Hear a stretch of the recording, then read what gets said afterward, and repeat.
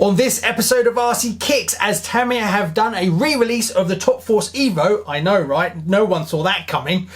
That I thought now would be the best time to go back, look through its history, where it came from, why is it so special, why is everyone going so about it? So stay tuned to find out more.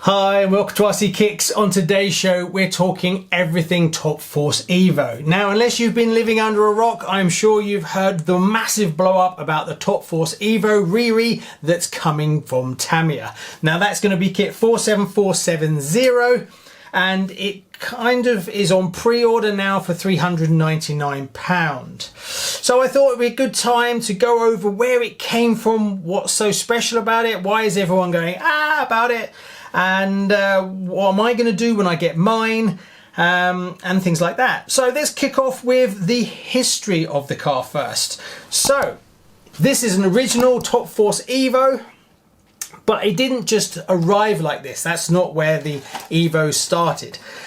So the first time we saw basically this car was on kit 58087, which was a Manta Ray, which came out on the 23rd of October 1990, and I happen to have an original one here unrestored. Now this was a gift to me by Mark. He sent it over for parts and things like that, but he wrote me a whole story on the car, and the story is so good I'm going to fully restore this back to original.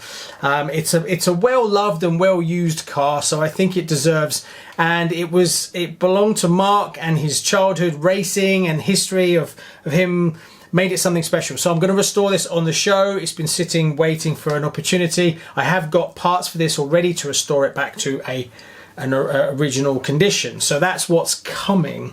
So this is what came first. Now you have to excuse this chassis. It's a little bit dirty.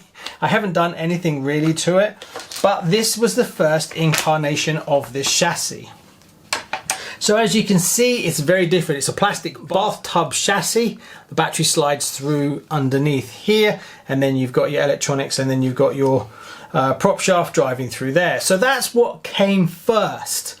After the DF01 Manta Ray came the Top Force. Now the green, some people like it, some people don't. Comment below what you think. Personally, I'm a big fan of it, especially if you do the metallic green colour scheme. Yeah, it kind of grew on me. I don't think I liked it at the beginning, but it's really nice. Now this was a big step up for the DF01 chassis, because out went the plastic bathtub and in went the lower and upper deck. Also there was a few other upgrades and modifications that changed, as well as things like the wheels and things like that. Now that came out on the 26th of November 1991. Then we jump forward another year, where Tamiya went back and looked at the Top Force and tried to make it more race focused. So they sprinkled a bit of love on it and upgraded it in different areas, and that's where we got the Top Force Evolution. Now that was kit 58107, and I've got two release dates on this car, 16th of June 1992 and the 24th of December 1992. So I'm not sure which one it is. Now this is what I have right here. This is an original one. I didn't buy it in a kit form. Excuse me, it's a bit dusty. I didn't buy it as a kit form. It was pre-built. Now this car is pretty original, apart from one or two things. The body is mainly aftermarket decals and reproduction body. I can tell it's a reproduction body because there's no gap in the rear wing. So I do have a original replacement, but I was obviously trying to get original decals. So this was the hopped up version, and it wasn't sold in massive numbers, also being that it was quite an expensive kit at the beginning anyway, and it was really focused on racers. That's why there isn't that many of them. Plus, being that it was focused for racers, that's exactly what people did. They raced them. When you race things, you wear things out, you bash them up. They usually live quite a hard life, and that's why I think it became so collectible, because there wasn't that many of them in really good condition.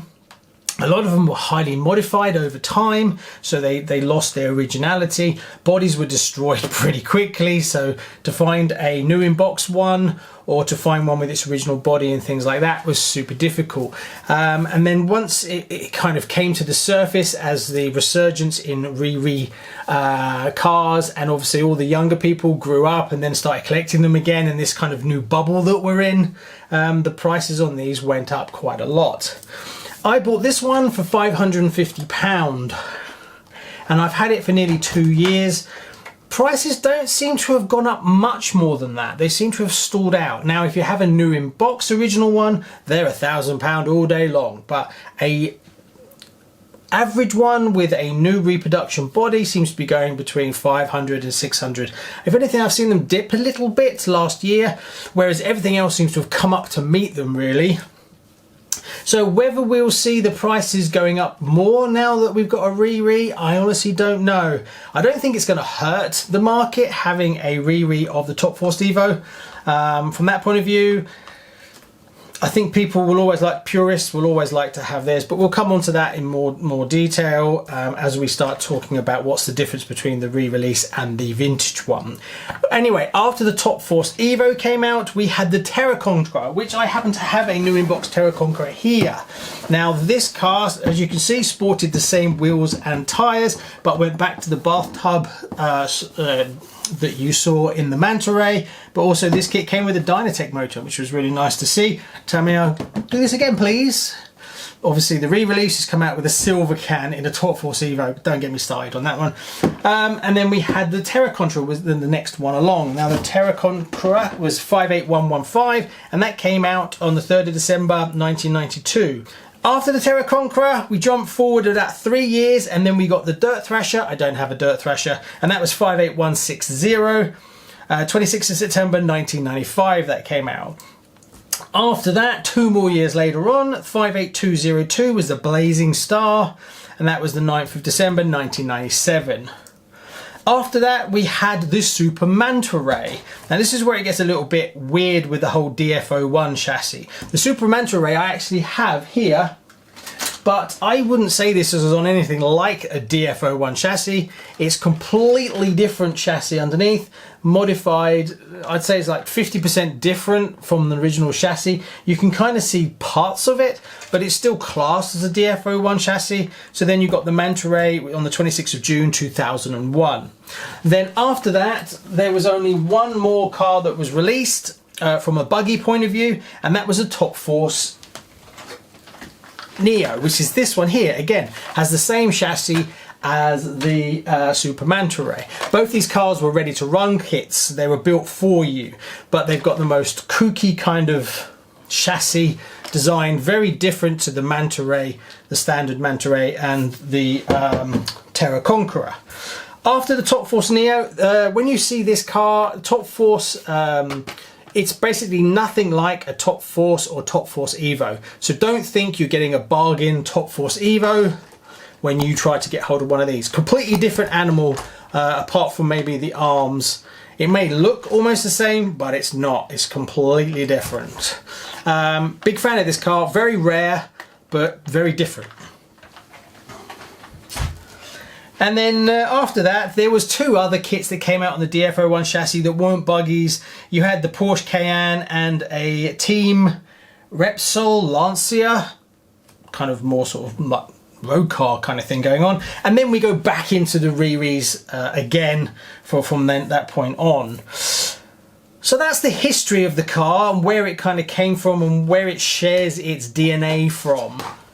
So as the Top Force Evo was getting super rare and super hard to find, people really loved the look of this car, so they thought, what can they do to make these since they can't buy them and they were very expensive. So a lot of people found out ways to make a replica. Now, taking a Top Force and making it into a Top Force Evo isn't an easy task. At first glance, they don't look that different, but actually Tamiya changed quite a lot. So I have a fake Top Force Evo here. Some of the easy things that you can do was the bodies. Reproduction bodies were very easy to get hold of, and reproduction decals. So that kind of took care of the body and the wing. Now the tyres are round spikes, and like the they're squares. So everybody, if you see fake ones, usually they'll be running square spikes. That's the first telltale one to give it away. Second is the rims are super rare. They only appeared on 2 kits, the Evo and the Terra Conqueror. So that's why Terra Conquerors have also demand quite a lot of money, because they've got a Dynatech motor and they've got the rims and tyres off of the Evo. Now Tamiya obviously are not releasing round spike tyres, so that's a bit of a sticking point as well for a lot of the purists. Now as you can see on my reproduction one, I managed to find 4 brand new round spike tyres. So I'll probably end up taking these off and put them on my Top Force to make it look more like the original. Second was the wheels. Being that they were so hard to get hold of, a lot of people figured out that you didn't spray them, but you could actually dye them with re-dye. And that's what these are. These are fake re-dyed wheels, because there was a lot of white ones came out with the Top Force in the white, and you can actually dye them. Now the problem is most people who are dyeing the wheels don't have original ones as reference. And what I tend to see, like these, I didn't dye these ones, these came like that, people go too far. They dye them to what they think is a vibrant colour, and they go way too far. If you look at the 2 here, I don't know if this is going to show up in camera, but they are much lighter and they almost have the white behind it. So if you're dyeing and making fake rims, don't go too far, because these are way too vibrant, and you can tell a mile off that they are different. From that point of view, so there's your telltale signs, your giveaway. You can also see on the fake decals, like both of these are fake decals, the transition of the yellow to orange, you can usually tell that these are aftermarket. So there we go. When you dig into it is when you start to realize how difficult it is to make a fake Evo versus an original one. The high cap dampers. Original high cap dampers, super hard to find, super expensive. So Tamiya brought out the re-released version of the Top Force, so you could get Top Force shocks, but they're different colors. They're much more shiny and they're much more matte with a hint of blue in them. Again, another sign that one's real and one's fake. Obviously on this one I have fitted my own high caps, but they're the new ones. Is there any real difference? Not really. That's just the way that they're anodized. But if you're looking to be a purist, then obviously you're not going to put these on here. As well as these are titanium screws, whereas you have to put titanium screws on your fake one, which again is expensive and it's difficult. There is no set titanium screw packets out there. This one actually has as many titanium screws as I could fit on it, because I just bought a whole range. I still need to go around and Dremel off some of the extensions of bolts that are too long, because I couldn't get the bolts that I needed. And there is no set list. I just had to try and make my own list up. So sometimes they were out of stock and didn't have it. So like these rear ones, for instance, they need to be trimmed down a little bit, but they are titanium. So you have to then try and put titanium screws on everything. That is also expensive and very difficult.